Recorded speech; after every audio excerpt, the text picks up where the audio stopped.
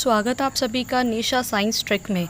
मैं निशा सैनी अपने टॉपिक चल रहा था साइंस की सीरीज़ टॉप 500 क्वेश्चंस लेके आए थे। जैसा कि मैंने आपको पिछली क्लास में भी बताया था कि जो जितने भी एग्ज़ाम्स कंडक्ट होती है उनमें क्या होता है 60-40 का रेशियो होता है एंड 40 और 60% का रेशियो होता है। ठीक है, राजस्थान की बात की जाए 60 का क्या है कि जो पहले के प्रीवियस एग्जाम में क्वेश्चंस पूछे गए हैं वो 60% आते हैं और नए क्वेश्चन कितने आते हैं 40% नए क्वेश्चन पुटअप होते हैं। लेकिन अगर जैसे आप राजस्थान की कोई एग्ज़ाम की तैयारी कर रहे हो तो राजस्थान में जो पैटर्न होता है ना, हालांकि देखो गवर्नमेंट के अकॉर्डिंग तो 60% आप कहीं देखोगे तो वो रूल है 60% का ना, लेकिन गवर्नमेंट जो राजस्थान की जो एग्ज़ाम्स है ना उनमें मोस्टली 80% क्वेश्चन क्या होते हैं पिछले वाले रिपीट होते हैं। तो वो ही मैं क्वेश्चंस आपको अधीनस्थ बोर्ड हो गई, आपके राजस्थान बोर्ड हो गई, जितने भी बोर्ड्स ने जो भी एग्ज़ाम कंडक्ट करवाए 17, 18, 19, 20 और 21 अभी तक के, वो सारे एक साथ लेके आई हूँ। तो मैंने साइंस के आप लोगों के अभी केमिस्ट्री की सीरीज़ चल रही है, ठीक है, तो केमिस्ट्री के कंप्लीट क्वेश्चंस करवाऊंगी। पिछली क्लास में मैंने 10 क्वेश्चन करवाए थे, क्वेश्चन 10 थे लेकिन उसके अंदर 50 क्वेश्चन आपके कवर हो चुके थे क्योंकि मैंने उसके साथ में आपको पूरी थ्योरी भी बताई थी। जो 4 ऑप्शन थे उसके बारे में डिटेल से बताया था। तो चलिए स्टार्ट करते हैं। पहला क्वेश्चन, फर्स्ट क्वेश्चन क्या बोलता है, एस्प्रिन साधारण नाम है। एस्प्रिन का साधारण नाम क्या है? तो आपको पता है जब मैंने मेडिसिन आपको करवाई थी, थ्योरी अगर आप देखना चाहो तो थ्योरी अपने प्लेलिस्ट में आप निकालना, मानव रोग, ठीक है, मानव रोग की जो फर्स्ट पार्ट था उसमें मैंने आपको ये लिखवाई थी। एस्प्रिन का जितनी भी दवाइयाँ थी उन दवाइयों के नाम मैंने आपको लिखवाया था ना। तो अब यहाँ पर आपको बताना है एस्प्रिन साधारण नाम है। नंबर 1 ऑप्शन है सैलिसिलिक एसिड का, सैलिसिलेट का, मैथिल सैलिसिलेट का। डी ऑप्शन है आपका एसिटिल सैलिसिलेट एसिड का। तो आप सभी को पता है, शायद जिन्होंने क्लास ली होगी उनको तो याद होगा। तो ये किसका है? तो ध्यान रखिए इसका ऑप्शन क्या हो जाएगा, ऑप्शन नंबर डी हो जाएगा। आंसर क्या हो जाएगा इसका? D answer. ध्यान रखिएगा एस्प्रिन जो होती है जो सिर दर्द के लिए ली जाती है, किसके लिए? मोस्टली सिर दर्द के लिए ली जाती है। हालांकि कई टाइम पर इसको क्या होता है ज्वर के लिए भी लेते हैं, लेकिन मोस्टली जो एस्प्रिन जो होती है सर दर्द के लिए यानी कि बुखार के लिए यूज़ की जाती है। ठीक है, कोई भी पेन होता है उसके लिए यूज़ की जाती है। ठीक है, सर दर्द हो चाहे और भी बॉडी में कहीं भी पेन हो तो उसके लिए यूज़ ली जाती है। ठीक है, तो इसका साधारण जो नाम है वो क्या है? आप जो मेडिसिन लेके आओगे तो मेडिसिन के ऊपर आपके एस्प्रिन नाम तो लिखा होगा, लेकिन उसके साथ में क्या लिखा होता है? एसिटिल सैलिसिलेट एसिड का। ठीक है, ये नाम आपको मिलता है। तो आपको ध्यान रखना है इसका ऑप्शन क्या हो जाएगा? डी हो जाएगा। चलिए बात करते हैं क्वेश्चन नंबर 12 की। क्वेश्चन नंबर 12 क्या बोलता है, सॉरी आगे चला गया। हाँ, क्वेश्चन नंबर 12 क्या बोल रहा है, निम्नलिखित में से जैव सेल कौन सा है? यानी कि जैव सेल कौन सा? ऑप्शन नंबर ए है संगमरमर, बी ऑप्शन है कोयला, सी नंबर है ग्रेनाइट, डी ऑप्शन बताने की आवश्यकता नहीं है क्योंकि इनमें से आंसर होना है। तो आप सभी को पता है कि जो जैव सेल होता है, ठीक है, वो किसको कहते हैं? कोयले को कहते हैं। किसको कहते हैं? कोयले को कहा जाता है। ठीक है, तो इस प्रकार से क्वेश्चन नंबर 12 का क्या हो जाएगा? बी आंसर हो जाएगा।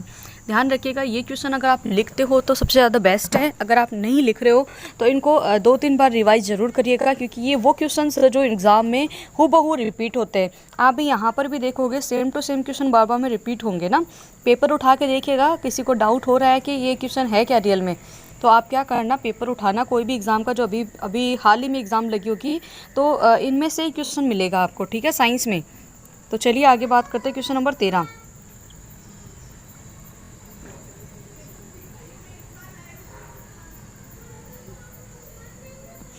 क्वेश्चन नंबर 13 क्या बोलता है? ध्यान रखिएगा, गामा किरणों से क्या हो सकता है? भाई जो अपने पास किरण है अल्फा बीटा और गामा, ठीक है, अल्फा बीटा गामा है। यहाँ पर क्वेश्चन पूछा गया है गामा किरणों से क्या हो सकता है? ऑप्शन नंबर ए है जीन म्यूटेशन, बी ऑप्शन है छींकना, डी ऑप्शन है जलन और डी ऑप्शन है ज्वर।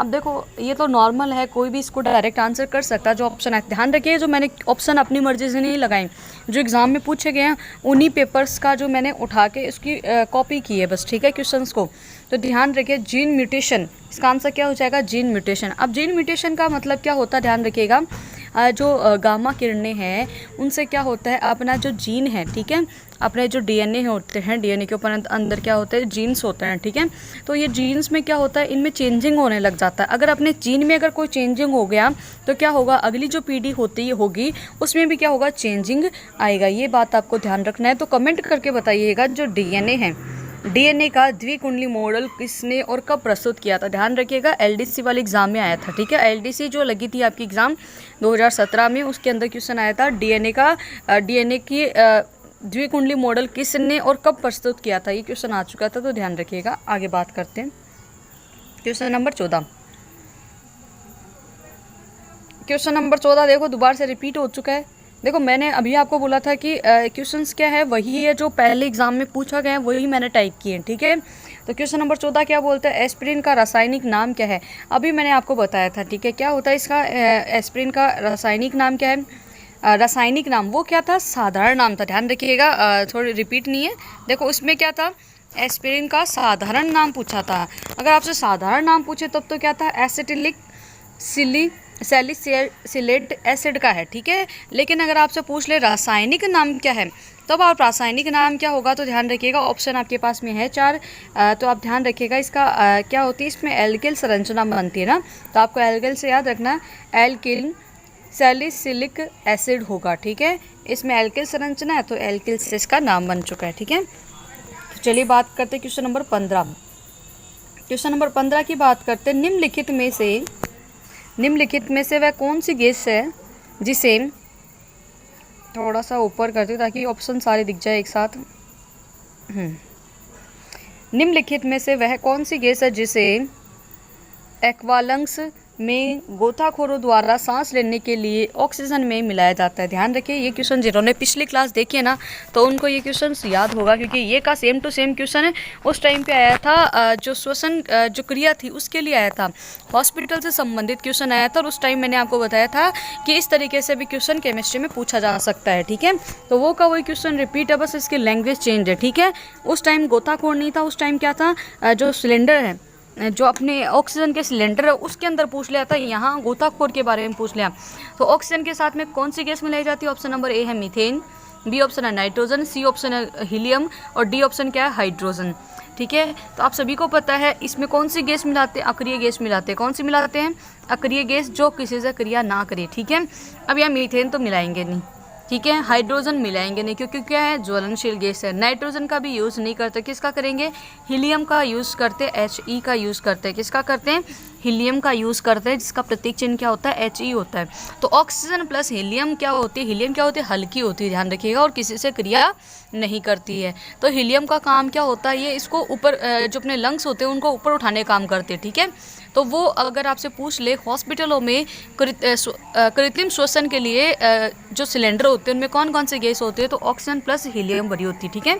और गोताखोर के में भी कौन से होते हैं, यही होते हैं, हीलियम, ठीक है। ये क्वेश्चन बहुत बार रिपीट होता है। देखो अभी अपनी 15 क्वेश्चन में 2 बार आ चुका है, ध्यान रखिएगा। तो ये क्वेश्चन आपके लिए इंपॉर्टेंट है, ठीक है, इसको लिख लेना सारे क्वेश्चंस को आप। चलिए बात करते हैं, और ये क्वेश्चन ऐसा है जो बहुत बार रिपीट हो चुका है। क्वेश्चन क्या बोल रहा है, भोपाल गैस त्रासदी किस गैस के कारण घटित हुई थी? तो आप सभी को पता है भोपाल गैस त्रासदी, जो सबको याद है भाई, ठीक है। भोपाल गैस त्रासदी में क्या हुआ था भाई, अचानक से गैस का रिसाव हो गया, जिसके कारण क्या हो गए थे, हजारों व्यक्ति मारे गए थे, ठीक है। लेकिन एक इंजीनियर था जिसने क्या कर दिया था, वो वाल्व बंद कर दिया था गैस का। अगर वो नहीं करता तो क्या होता, पूरी तबाही मच जाती, ठीक है। उस गैस की बात करते, भोपाल गैस त्रासदी में कौन सी गैस विस्तृत हुई थी? तो ध्यान रखिएगा, फॉस्जिन नहीं हुई थी, कार्बन मोनोऑक्साइड नहीं थी, मिथाइल आइसोसाइनेट, बिल्कुल सही बात है। ये तो वैसे सबने रट रखा होगा, 1 मिनट भाई, ये वाला क्वेश्चन तो सबने रट रखा होगा, मिथाइल आइसोसाइनेट। जिसको नहीं याद है वो रट लेना भाई, ध्यान रखिएगा।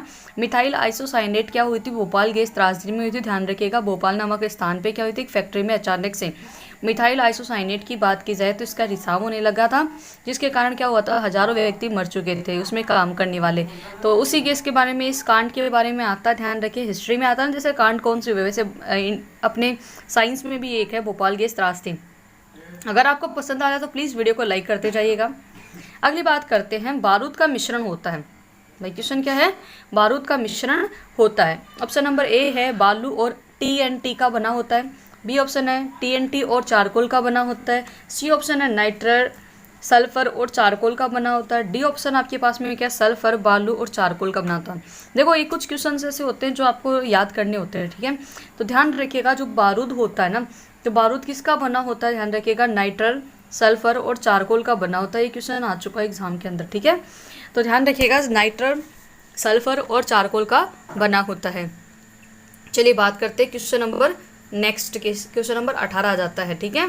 देखो अभी केमिस्ट्री के क्वेश्चन चल रहे हैं ना, तो केमिस्ट्री के कंप्लीट एक साथ करवाऊंगी, और किसी को लिखना है तो भाई वो पहले लिखते जाइए साथ में, ठीक है।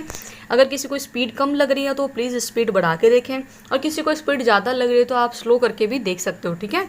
चलिए बात करते हैं। उपास्थ्यों तथा हड्डियों के निर्माण और संप्रेषण में आवश्यक तत्व होता है। उपास्थि की बात की जाए तो कार्टिलेज की बात करा, अस्थियों की बात की जाए तो बोन्स की बात कर रहा है, ठीक है। इन दोनों के संपोषण का मतलब होता है इनको, मतलब कि पोषण के लिए, मतलब इनकी वृद्धि के लिए किसकी कौन सा आवश्यक तत्व है। Option number A magnesium, B option है कैल्शियम, सी ऑप्शन है जिंक, और डी ऑप्शन है सिलिकॉन। तो जल्दी से बताइएगा इसका आंसर क्या होगा। ये तो देखो आपके बायो में भी आपका जो बोन्स वाला चैप्टर है उसमें भी आएगा। आप सबको पता है जो अपनी हड्डियां होती है वो किसकी बनी होती है, कैल्शियम और फास्फोरस की बनी होती है। किसकी बनी होती है, जैसे मान लो मेरी हड्डी है, ठीक है, ये किसकी बनी होगी, कैल्शियम Ca प्लस फास्फोरस का मतलब पी की बनी होती है। फास्फोरस एफ मत कर देना, पी होता है, प्रतीक चिन्ह क्या होता है, पी होता है। ये कैल्शियम बहुत इंपॉर्टेंट है भाई, इतनी बार आएगा आपके कि रट जाएगा आपकी कैल्शियम, ठीक है।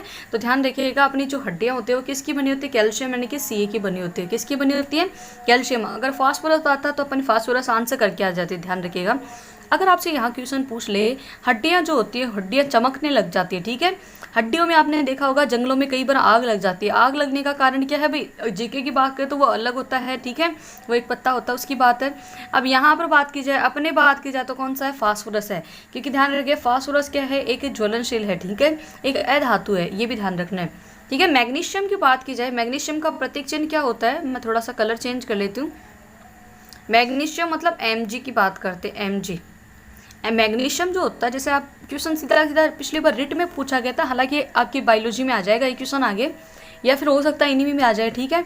तो मैग्नीशियम जो होता है, आपको पता है जो पौधे होते हैं ना, हरे पौधों की पत्तियों को जलाने पर उनकी राख से कौन सी धातु प्राप्त होती है, सीधा क्वेश्चन आता है एग्जाम में, तो आप ध्यान रखें मैग्नीशियम प्राप्त होता है, ठीक है, Mg+2 प्राप्त होता है, ये बात आपको ध्यान रखना है। सिलिकॉन की बात की जाए, मिट्टी जो होती है ना, मिट्टी की बात की जाए, एसाइन जिसका संयोजकता कितनी होती है, 4 होती है, कितनी होती है, संयोजकता जिसके 4 होती है। सिलिकॉन की बात की जाए तो जो अपनी चिप होती है, मोबाइल की चिप हो गई, अपनी बात की जाए आजकल तो एटीएम जो भी है ना वो चिप वाले यूज़ करने लगे हैं, ठीक है।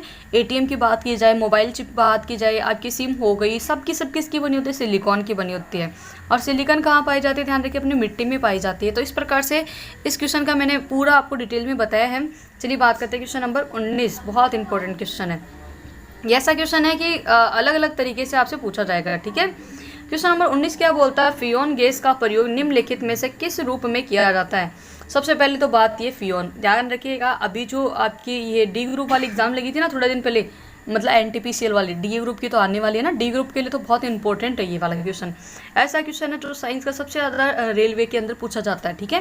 केमिस्ट्री में पूछता तो इसके बारे में पूछता, और एक भोपाल गैस त्रास थी, रट लेना इन दोनों क्वेश्चनों को।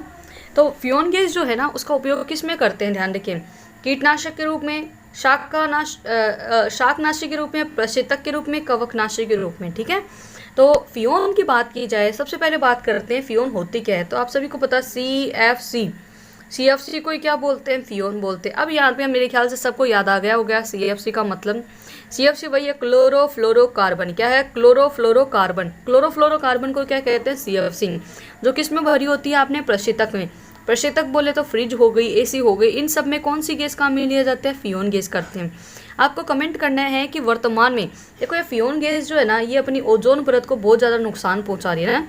ओजोन परत में छिद्र होने का कारण क्या है, फियोन गैस है। कौन सी गैस है, फियोन गैस, यानी कि CFC के कारण क्या हो रही है, ओजोन परत में छेद हो रहे हैं। सबसे पहले छेद कहाँ देखे गए थे, तो ध्यान रखिए अंटार्कटिका में। कहाँ देखे गए थे,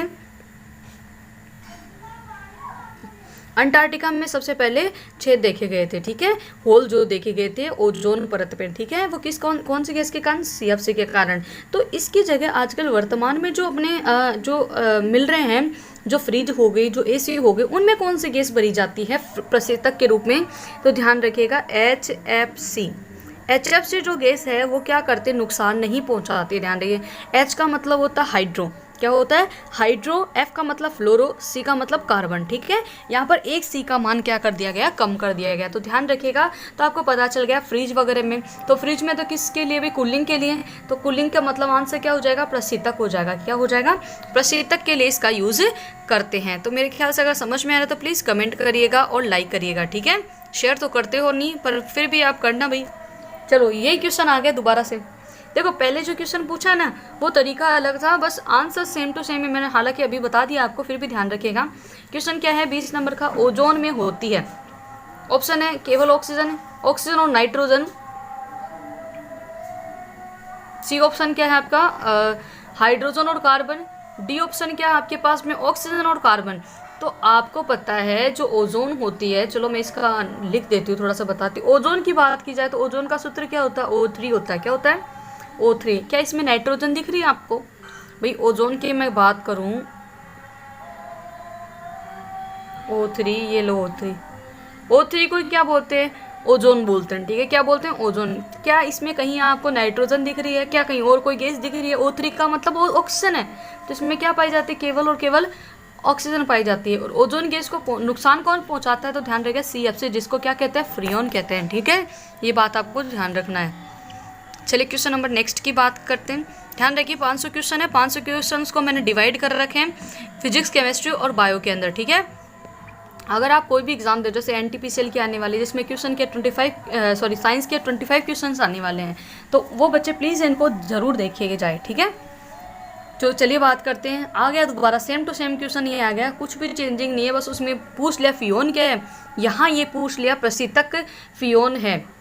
प्रशीतक फियोन है, क्या है भाई। Option number A calcium tetrachloride, B option है डाइक्लोरोमेथिन, सी ऑप्शन क्या फ्लोरो स्पार्स और फ्लैशपार, ये तो होगा ही नहीं ऑप्शन। चलिए डी ऑप्शन क्या याद रखा है आपको, एक मैं थोड़ा सा इसको ऊपर कर लेती हूँ, हाइड्रोफ्लोरोसिलिसिक एसिड। तो आप सभी को पता है भाई प्रशीतक फियोन जो है ना कौन सी होती है, ध्यान रखिएगा। अगर मैं पूछूँ इनका फॉर्मूला, अगर आपको पता है फियोन गैस का फॉर्मूला, तो कोई मेरे को बता सकता है फियोन गैस का मेन फॉर्मूला क्या होता है, कोई बताएगा कमेंट करके। तो ध्यान रखिए अपने जो प्रशीतक होते हैं, यानी कि जो फ्रिज वगैरह होते हैं, उनमें कौन से यूज़ करते हैं, डाइक्लोरोमेथिन का यूज़ करते हैं। किसका, डाइक्लोरोमेथिन। डाई मतलब कि क्या होता है, दो तो क्लोरीन होते हैं। ठीक है, ध्यान रखिएगा इसमें क्या होते हैं, 2 क्लोरीन होते हैं। ठीक है, C2F2 बाद में क्या हो जाएगा, क्लोरीन की वैल्यू आ जाती है। ठीक है, तो इनके फॉर्मूले हैं, एक साथ में आपको फॉर्मूले लिखवा दूंगी नेक्स्ट क्लास के अंदर। प्रशीतक के आपको 4 फॉर्मूले याद रखना, फियोन 12 का, फियोन 13 का, फियोन 14 का, क्योंकि NCERT में 4 ही फॉर्मूले दे रखे हैं, वो चारों फॉर्मूले मैं आपको कल लिखवाती हूँ। ठीक है, क्योंकि अभी बहुत बड़ा वीडियो बन चुका है, तो मेरे को क्या करना पड़ेगा, वीडियो छोटा करने के लिए जल्दी जल्दी क्वेश्चंस करवाती हूँ आपको ना। वायुमंडल में ओजोन ह्रास मुख्यतः किया जाता है, वायुमंडल में ओजोन ह्रास मुख्यतः किया जाता है, मतलब किसके द्वारा किया जाता है। ऑप्शन नंबर ए है सल्फर डाइऑक्साइड। देखो ओजोन से संबंधित 3 क्वेश्चन आ चुके हैं, मैंने एक बार ही बताया, दोबारा वो को वही क्वेश्चन है, कोई चेंजिंग नहीं है इस क्वेश्चन के अंदर भी। बस आपका थोड़ा माइंड क्या होना चाहिए, पढ़ने का तरीका होना चाहिए, आपको कॉमन सेंस लगाना पड़ेगा यहाँ पर कि आंसर मेरे को करना क्या है। ठीक है, ऑप्शन नंबर ए क्या है, सल्फर डाइऑक्साइड द्वारा, ये तो कोई बात ही नहीं हुई। दूसरा क्या है, नाइट्रोजन डाइऑक्साइड द्वारा। होता है क्या ओजोन ह्रास नाइट्रोजन डाइऑक्साइड के द्वारा, नहीं होता। हाइड्रोजन सल्फाइड के द्वारा होता है कि नहीं होता। अब ऑप्शन 4 नंबर क्या है, क्लोरोफ्लोरोकार्बन के द्वारा। भाई क्लोरोफ्लोरोकार्बन CFC की बात कर रहे हैं, किसकी बात कर रहे हैं, CFC, जिसको क्या कहते हैं, फेयॉन कहते हैं। क्या कहते हैं, जिसको कहते हैं फेयॉन। फ्रेयॉन की बात की जाए, जैसे CFC कहते हैं क्लोरोफ्लोरोकार्बन, वो क्या करती है, ओजोन को नुकसान करती है। ओजोन की बात चल रही है तो किसकी, O3 की बात चल रही है। किसकी बात चल रही है, O3 की बात चल रही है। ठीक है, चलिए क्वेश्चन नंबर 23 की बात करते हैं। क्वेश्चन नंबर 23 क्या बोलता है कि निम्नलिखित में से कौन सी गैस फलों को कृत्रिम रूप से पकाने में प्रयोग की जाती है, बताइएगा जरा। फलों को कृत्रिम रूप से पकाने के लिए कौन सी गैस का यूज़ करते हैं। ऑप्शन नंबर क्या है, ए क्या है, एसिटिलीन। ये ध्यान रखिएगा कि क्वेश्चन दोबारा रिपीट हो रहा है। ठीक है, बस उसमें ऑप्शन अलग थे, इसमें ऑप्शन अलग है, आंसर ही चेंज होगा, ध्यान रखिएगा।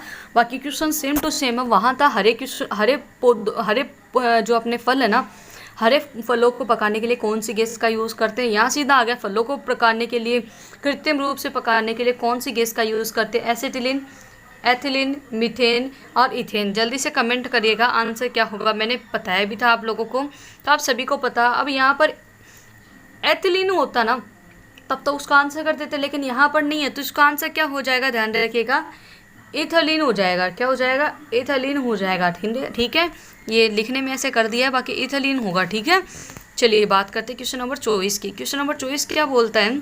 शरीर की कैलोरी आवश्यकता गर्मी की अपेक्षा सर्दियों में बढ़ जाती है। ठीक है, अपने शरीर की जो कैलोरी होती है वो क्या होती है? गर्मियों की अपेक्षा सर्दियों में बढ़ जाती है, क्योंकि अधिक कैलोरी आवश्यक होती है। आपको पता है अपने क्या होते हैं, ज़्यादा मोटे कब हो जाते हैं? गर्मियों में कि सर्दियों में? यही वो बोल रहा है क्वेश्चन। तो आपको पता है सर्दियों में क्या होंगे? भाई लड्डू खाएंगे, गोंद के लड्डू, घी के लड्डू खाएंगे तो क्या होंगे? मोटे होंगे। ध्यान रखिए, चर्बी बढ़ जाएगी। और पसीने आने का नहीं है। पसीना क्यों नहीं आएगा भाई? क्योंकि गर्मी लगेगी नहीं, क्योंकि ठंड पड़ती है। ठीक है, इतनी एक्सरसाइज वगैरह करते नहीं है क्योंकि ठंड पड़े। ठीक है, ठंड में कौन जल्दी उठे? तो ध्यान रखिएगा, क्वेश्चन क्या बोल रहे हैं कि शरीर की कैलोरी आवश्यकता गर्मी की अपेक्षा सर्दियों में बढ़ जाती है, क्योंकि अधिक कैलोरी आवश्यक होती है। ऑप्शन नंबर ए क्या है इसके अंदर? शरीर में अधिक वसा बनाने के लिए। बी ऑप्शन है गिरते बालों की क्षतिपूर्ति के लिए। सी ऑप्शन है शरीर का तापमान बनाए रखने के लिए। डी ऑप्शन अधिक प्रोटीन को भंग करने के लिए। सीधी बात है, क्या करेगा? तापमान बनाए रखने के लिए होते हैं। किसके? तापमान बनाए रखने के लिए इसका आंसर हो जाएगा। चलिए बात करते हैं, ये बहुत इंपॉर्टेंट क्वेश्चन है आपके लिए। सिगरेट का जो धुआं होता है ना, सिगरेट के धुएं का मुख्य प्रदूषक क्या है भाई? सिगरेट जो लोग पीते हैं ना, उनमें मुख्य जो प्रदूषक है वो कौन सा है भाई? सिगरेट का है, धुआं होता है। आपको पता है कई लोगों को क्या होता है, सिगरेट से उल्टियाँ होने लग जाती है। ठीक है, हालांकि सिगरेट पे साफ साफ लिखा होता है आपके क्या कर रहे हैं? लंग्स को डैमेज कर रहे हैं। किसको? लंग्स बोले तो फेफड़े, फेफड़े बोले तो पल्मोनरी, पल्मोनरी बोले तो फुफ्फुस बोल सकते हैं। फेफड़ों का अध्ययन कौन से विज्ञान में करते हैं? ध्यान रखिए, पल्मोनोलॉजी विज्ञान में करते हैं। ठीक है, लंग्स की बात कर लेते हैं। ठीक है, ये मैंने बताया आपको। तो यहाँ क्या है? सिगरेट के धुएं का प्रदूषक का मेन कारण क्या है? ऑप्शन नंबर ए कार्बन मोनोऑक्साइड और डाई ऑक्सीन। बी ऑप्शन क्या है? कार्बन मोनोऑक्साइड और निकोटीन। ठीक है, सी ऑप्शन क्या है? कार्बन मोनोऑक्साइड और बेंजीन। डी ऑप्शन है डाई ऑक्सीन और बेंजीन। आप सबको पता है कि आपको पता है अब जब सिगरेट होगी तो सिगरेट क्या होती है? बार बार में जलती और बुझती है। अब आपको पता है जलती बुझती है तब तो कौन सी हो जाएगी? Carbon monoxide. ठीक है, देखो पूरा का पूरी अगर सिगरेट एक साथ जलेगी ना, बिल्कुल धुआं नहीं देगी, तब तो कौन सी गैस निकलेगी? Carbon dioxide gas. ठीक है, अगर मान लो कि सिगरेट आधी जल रही आधी नहीं जल रही, तब कौन सी गैस निकलेगी? Carbon monoxide. ठीक है, कौन सी? कार्बन मोनोऑक्साइड बोल सकते हैं। ठीक है, और उसके साथ में क्या होता है आपको पता है? सिगरेट में किसकी मात्रा होती है? निकोटीन की। जो सिगरेट होती है, मान लो ये सिगरेट है, इसके अंदर जो भरा होता है ना पदार्थ है, वो क्या है? निकोटीन ही तो है। वो क्या है? निकोटीन। तो निकोटीन और कार्बन मोनोऑक्साइड होते हैं। क्या होते हैं? कार्बन मोनोऑक्साइड होते हैं। तो इसका आंसर क्या हो जाएगा? ध्यान रखिएगा, इस क्वेश्चन का आंसर हो जाएगा बी, कार्बन मोनोऑक्साइड और निकोटीन इसका आंसर हो जाएगा। प्लीज़ वीडियो को लाइक करिएगा अगर आपको समझ में आ रहा है तब तो। ठीक है, चलिए क्वेश्चन नंबर 26 की बात करते हैं। उत्प्रेरक वह पदार्थ होते हैं जो, उत्प्रेरक कौन से पदार्थ होते हैं? देखो उत्प्रेरक आपको पढ़ना पड़ेगा। ठीक है, जो अभिक्रिया को क्या करते हैं आपको पता है? या तो बढ़ाते हैं या घटाते हैं। तो आपको करना क्या है? मोस्टली जो उत्प्रेरक का काम है ना, ये तो सबने याद कर रखा है भाई। उत्प्रेरक आ गया मतलब अभिक्रिया क्या होगी? बढ़ेगी या घटेगी। अब अगर आपके पास दोनों ऑप्शन अलग अलग, जैसे इसमें दे दिया अभिक्रिया को की दर को बढ़ाता है, अभिक्रिया की दर को घटाता है, अभिक्रिया की दर को प्रभावित ही नहीं करता, उपयोग में से कोई नहीं, तो ये तो आंसर होना नहीं है। ये भी नहीं है कि प्रभावित तो करता है, ये उत्प्रेरक आ जाए तो क्या होगा? अभिक्रिया बढ़ जाएगी भाई। ध्यान रखिएगा, अभिक्रिया को क्या होती है? अभिक्रिया की जो दर होती है उसको बढ़ाने का काम कौन करता है? उत्प्रेरक करता है। ठीक है, ये आपको अभिक्रिया वाले चैप्टर में याद रखना है। ठीक है, चलिए आगे बात करते हैं। वायु प्रदूषक का एक उदाहरण है। ठीक है, वायु प्रदूषण किससे होती है मेन? ठीक है, वायु प्रदूषण का एक उदाहरण है। Option number A oxygen, B option है हीलियम, सी ऑप्शन है कार्बन मोनोऑक्साइड, डी ऑप्शन है कार्बन डाइऑक्साइड। क्या ऑक्सीजन, एक बात बताओ, मनुष्य क्या करता है, ऑक्सीजन गैस का क्या करता है, श्वसन क्रिया में यूज़ करता है। बिना ऑक्सीजन के तो मनुष्य मर जाएगा। तो क्या ये प्रदूषक गैस हो सकती है? भाई अपनी ज़िंदगी के लिए ज़रूरी है, भाई अपनी लाइफ के लिए ज़रूरी है। तो भाई आप सबको पता है कि ऑक्सीजन तो नहीं होनी है, मतलब कि ये ऑप्शन तो नहीं होगा, ठीक है। दूसरी बात करते हैं, पौधे कौन सी गैस को लेते हैं? भाई पौधे जिंदा रहे, भाई भोजन बनाते हैं, पौधे भोजन बनाएंगे तभी तो अपने लिए ऑक्सीजन छोड़ेंगे ना। भोजन बनाने में कौन सी गैस का यूज़ करते हैं? कार्बन डाइऑक्साइड का। प्लस भोजन बनाने में कौन सी गैस का? कार्बन डाइऑक्साइड का। प्लस पानी का यूज़ करते हैं और प्लस सूर्य का यूज़ करते हैं, सूर्य के प्रकाश का। सूर्य का प्रकाश, पानी और कार्बन डाइऑक्साइड, इन तीनों को मिलाकर क्या करते हैं? पौधे अपना भोजन बनाते हैं। और भोजन बनाने की क्रिया को अपन क्या कहते हैं? प्रकरण हरित की क्रिया, जिसे बोलते हैं फोटोसिंथेटिक या प्रकाश संश्लेषण की क्रिया, ठीक है। तो कार्बन डाइऑक्साइड भी नहीं होगा इसका आंसर, ये भी गलत हो गया। अब ऑप्शन नंबर 2 बच गया आपके पास, क्या? हीलियम और कार्बन मोनोऑक्साइड, ठीक है। प्रदूषक गैस की बात करते हैं, क्या हीलियम गैस प्रदूषक गैस होती है? अगर प्रदूषक गैस होती है तो क्या अपन ऑक्सीजन के सिलेंडर में काम में लेते हैं? भाई किसी को मान लो कोई बीमार है, बीमार व्यक्ति को उसको ऑक्सीजन के साथ मिलाकर हीलियम दे रहे थे अपन, तो ये भी नहीं होगी, ठीक है। तो बच गई कौन सी? ऐसे ऑप्शन में आंसर अगर आपको नहीं पता तो ऐसे भी निकाल सकते हो। तो बच गई क्या? कार्बन मोनोऑक्साइड है, जो मैंने बताया था जहरीली गैस है। क्या है? जहरीली गैस है, ध्यान रखिएगा, ये जहर है एक तरीके का। कार्बन मोनोऑक्साइड जो गैस है ना, CO जिसको बोलते हैं, प्रतीक चिन्ह क्या है इसका? CO है। जब ईंधन आपका जो होता है ना, आधा जले आधा नहीं जले, जब ईंधन आधा जलता आधा नहीं जलता तो कौन सी गैस निकलती? कार्बन मोनोऑक्साइड गैस निकलती है, ठीक है। कार्बन मोनोऑक्साइड गैस की बात की जाए तो इससे क्या होता है? धुआं होता है। अगर बात की जाए ये अपने फेफड़ों के अंदर मिल जाए, जैसे मैं थोड़ा सा इसको पूरे को हटाती हूँ ना, थोड़ा सा आपको डीपली समझाती हूँ इसके बारे में, कार्बन मोनोऑक्साइड के बारे में। ध्यान रखिएगा, अपने जो ब्लड होता है, ब्लड के अंदर ऑक्सीजन प्रवाहित होती है। जैसे ही ब्लड के अंदर बात की जाए तो ब्लड का रंग का कारण क्या? हीमोग्लोबिन। तो जब रक्त के अंदर ऑक्सीजन प्रवाहित होती है, ऑक्सीजन प्लस जो ब्लड होता है, रक्त होता है, उसको क्या बोलते हैं? ऑक्सी हीमोग्लोबिन बोलते हैं। क्या बोलते हैं? Oxy haemoglobin.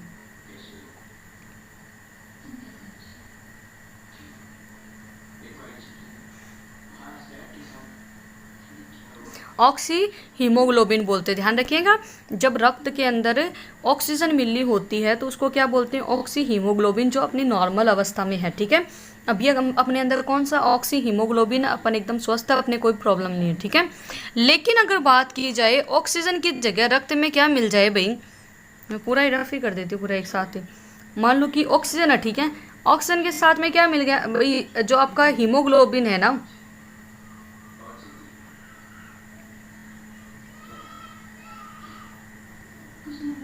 भाई हीमोग्लोबिन में मिलना तो क्या चाहिए था? O2 मिलना चाहिए था, ठीक है। तब तो क्या बन जाता? Oxy haemoglobin. लेकिन क्या होता, जैसे आप धुएं के पास बैठे हो और आपकी जो लकड़ियाँ हैं वो क्या है? गिल्ली है, आधी चल रही है आधी नहीं चल रही, तो क्या होगा? उससे कार्बन मोनोऑक्साइड निकलेगी।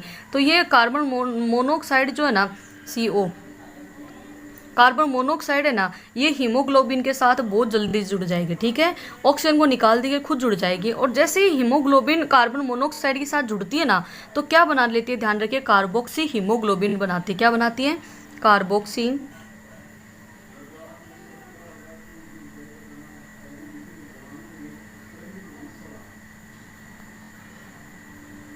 कार्बोक्सी हीमोग्लोबिन बना लेती है। अब ये जो कार्बोक्सी हीमोग्लोबिन है ना, इसकी ppm मात्रा जो होती है ना वो ज़्यादा होती है, ध्यान रखिएगा। और ये क्या होती है? बॉडी में बहुत जल्दी घुलने लग जाती है, ठीक है, पूरी बॉडी के अंदर फैल जाएगी। और जो रक्त का रंग है ना, वो कैसे हो जाएगा? लाल की जगह नीला पड़ने लग जाएगा और व्यक्ति की क्या हो जाएगी? दम घुटने लगेगा। और इसकी अधिकता हो गई तो व्यक्ति की मृत्यु हो जाएगी। यही कारण है कि एग्जाम में क्वेश्चन आता है ना, रात के समय अंगीठी जलाकर क्यों नहीं सोना चाहिए?